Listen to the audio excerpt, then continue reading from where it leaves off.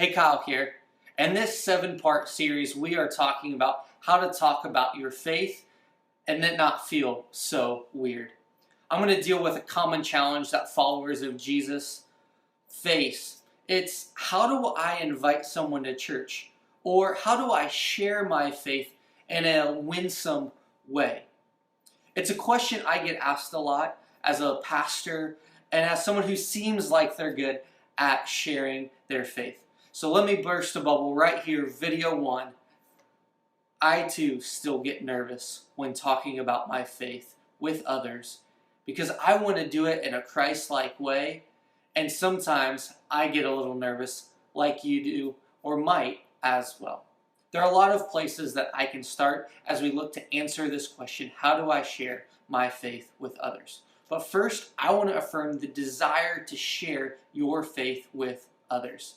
Now, maybe it's because I'm a pastor and people feel obligated to say that they are interested in sharing their faith with others. But I'm going to look on the bright side here for a moment and say that is great that you are asking that question, that you have a desire to share your faith. Yay, good job. Not facetiously, seriously, like that's incredible. But like most people, sometimes I can feel a sense of inadequacy. You may have been there as well. You feel like you just don't have all the tools, or that you're equipped enough, that somehow you'll say the wrong thing and just mess it all up, that you will offend someone, or that you will stumble over your words. Hey, we are human and we are following Jesus together. And so as we battle this mental game and the emotional baggage that comes with sharing our faith, let me give you some tools and some tips and some tricks to put in our metaphorical tool belt so that we can live out our faith every day where we live, work, and play. And maybe that metaphorical tool belt doesn't quite apply to you, so maybe we need a metaphorical app on our phone. Maybe that's a better image for today's time. So the first app or the first tool that I want to put in your tool belt is, in order to share your faith, you have to have an active faith. And that seems simple, and that may seem somewhat obvious. But I think one of the biggest barriers between people sharing their faith is the fact that faith is on the periphery of their life. And so because it's on the edges or the fringes of their life, they're not quite sure how to bring it to the forefront. And so as a believer, as a follower of Jesus, I want other believers and followers of Jesus to engage with Jesus consistently. And we do that through reading the Bible. So to have an active faith, it starts with knowing Jesus, and knowing Jesus well begins with the ability to read the Bible and read it well. And if that's a struggle for you, we've got a 5-part series on Coma that teaches you how to study the Bible well.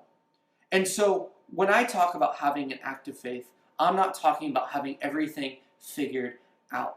You have to be challenged and changed by your faith. Faith cannot be pushed to the margins of your life.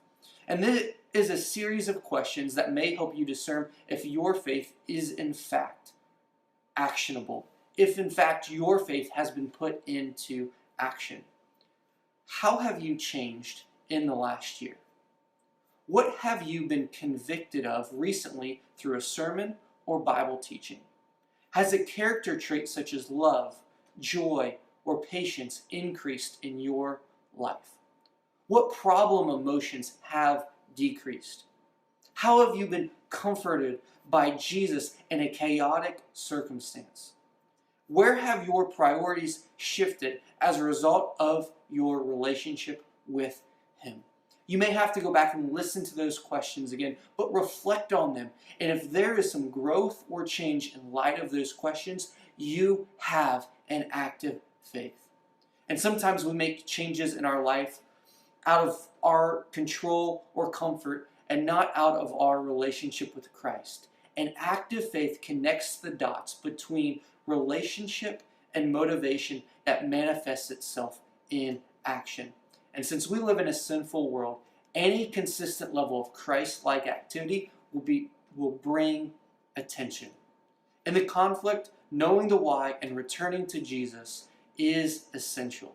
It's a lifelong journey that we're committed to together. There aren't quick fixes to sharing your faith, but we hope having an active faith is the first tool to place in your tool belt.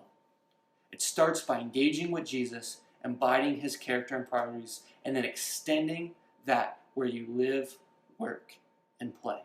Check out the next video in our series for how to share your faith.